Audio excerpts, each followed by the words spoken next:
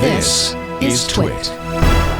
This is, of course, Tech News Weekly, your Thursday hit of tech news headlines, and I'm here with Abrar Al-Heeti, and we are talking about our stories of the week.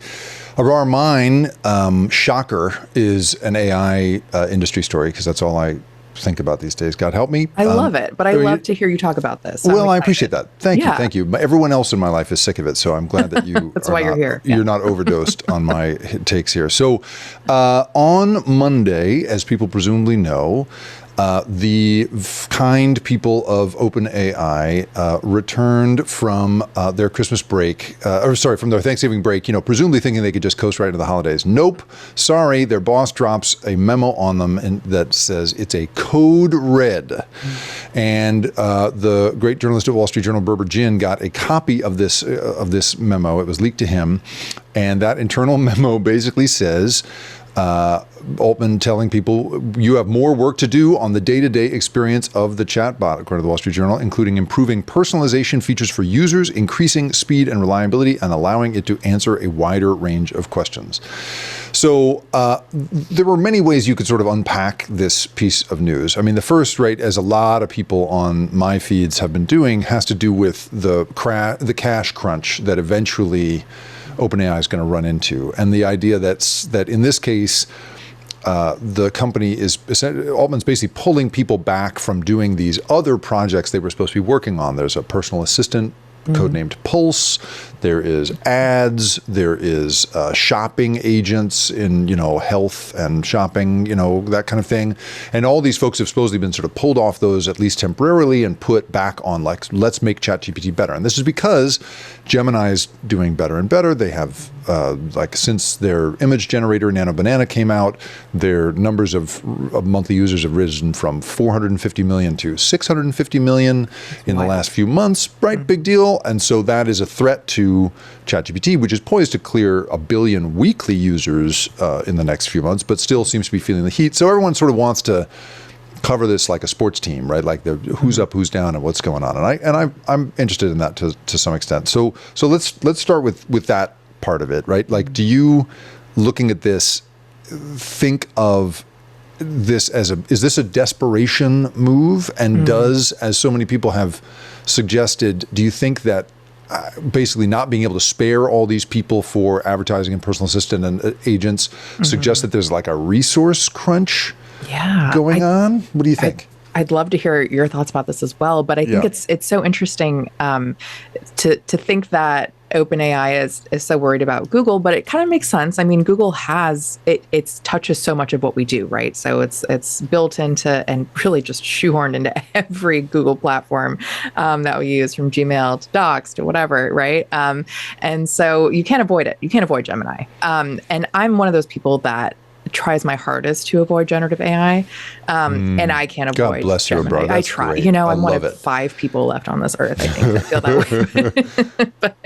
way. So it's interesting to see kind of the approaches of each of these companies, and we always think of OpenAI as I think people see it as kind of like the leader of the pack, but for them to have this code red and say, "No, we're worried about these other guys," is a really interesting turning point. So I do wonder, kind of what the goal is here, but then to also see them push back and to draw back on AI agents for the time being, when so many other companies are really pushing that. Like that's where we're supposed to be headed, right? That's what AI is supposed to do. It's supposed to make our life easier, quote unquote, and facilitate a lot of those everyday things that you're trying to do, whether it's shopping or whatever it may be, getting tasks done. So to see them kind of deprioritize that, at least for the time being, is a really interesting shift. And I would love to know what you think that indicates what OpenAI's priority is then. I know we've heard a lot about back and forth on ChatGPT and how personalized that should be or how safe it should be, and them kind of having to redraw those lines.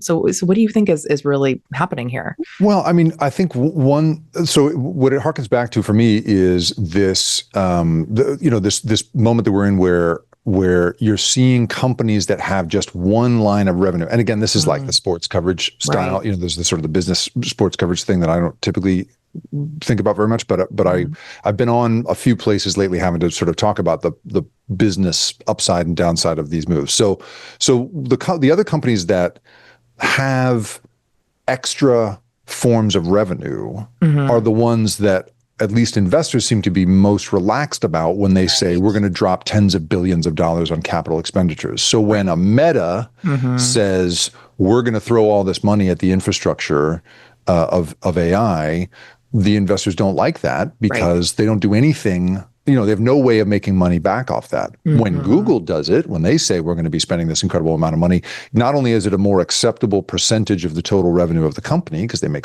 just gobs and gobs and gobs of money, they are making some of that off of the services related to that. So they actually sell cloud computing that makes a difference. So that's one thing I think about, right? Is that this really could be, I mean, we've seen already at least a couple of public instances in which Sam Altman's been asked about, the real world limitations on his pathway to profitability. I was looking, I think it was Forbes that was projecting like 2030 is the soonest we could see that company be profitable at all. And he was on that podcast with Brad Gerstner, one of his investors, basically saying like, how are you going to get to this kind of profitability considering you're going to drop all this money on capital expenditures? And his response was to say, Brad, if you don't want the stock, I'm sure somebody else wants it, not to say, well, here's how we're going to get there, Right. So I think I get the vibe that there's some defensiveness there. But I also think that there's this very powerful instinct on the part of the people at the top of a company that's really all about, the experience of the product to say anything except making this product irresistible, like emotionally irresistible, is an unacceptable distraction from the main thing. And that includes advertising, right? So that's the thing that like everyday folks who don't have to think about this for a living, and thank God they don't, have been saying to me is like, why wouldn't they just do advertising? That's how Google makes their money. That's how Facebook makes their money. But I'm sure to somebody like Sam Altman and his team, there's something very sort of holy about the idea that you don't bother someone with advertising until you are confident that they can't live without your product emotionally, psychologically, know. And I think that's the vibe I get as to why they would forego the short-term profits of that kind of thing. I also think, I mean, you mentioned Apple in your story of the week, not wanting to flub something, right? Wanting to be great at the core thing and being sort of conservative as a result.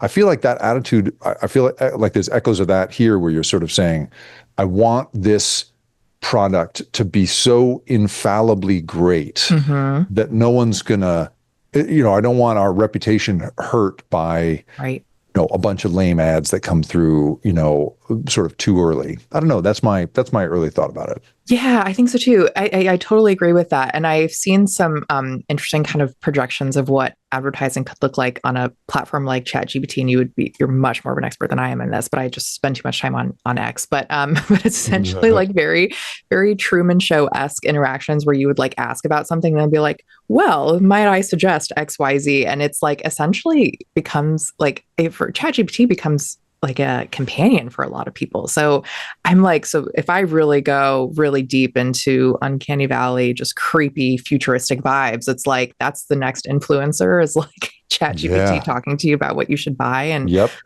and so that's a really creepy, fun future to look forward to. Right. Yeah. Maybe we can sort of be in some way grateful that they're not getting distracted by that. That we're not going to have that as soon as we might have, but give them a couple quarters and it feels like we're going to get there. I mean, the other theme that this brings up for me is the one that I've been going at so hard, which is this whole concept of, I've been calling it AI distortion, basically like the distortion field that it creates in the human psyche and the ways in which these companies are specifically trying for that. And you could say every company ever has been talking about trying to create a real emotional connection with their user, right? Like the Coca-Cola formula has to do with like, it's just a feeling, that kind of thing. Right. But in this particular case, I think that there is something really, there's something, I don't know, they're really having this, right? We're seeing in user numbers, we're seeing in the rise of all of these state laws that are trying to regulate, emotional companionship. We're seeing it in the reports from kids, 1 in 5 of whom are now reporting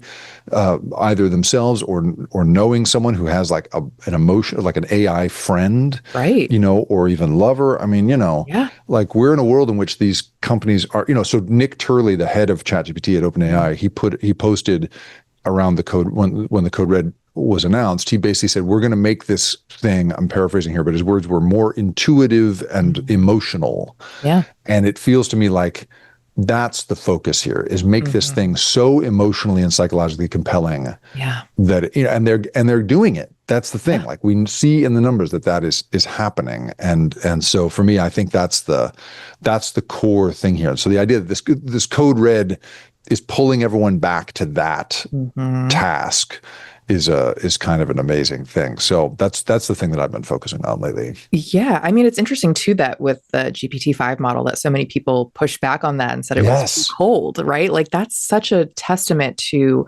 where a lot of people have come in their connection with these models and what they expect now and how it's really changed the collective psyche and how we want technology to feel to us.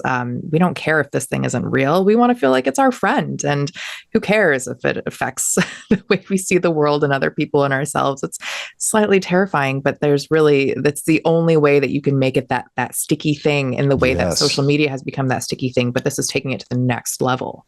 That's right. I think it really is. It's that thing of like the feelings that this thing seems to create in everyday people, simply because it does such an incredible impersonation of human connection. It really is, it makes this industry the envy of all marketers everywhere for all time.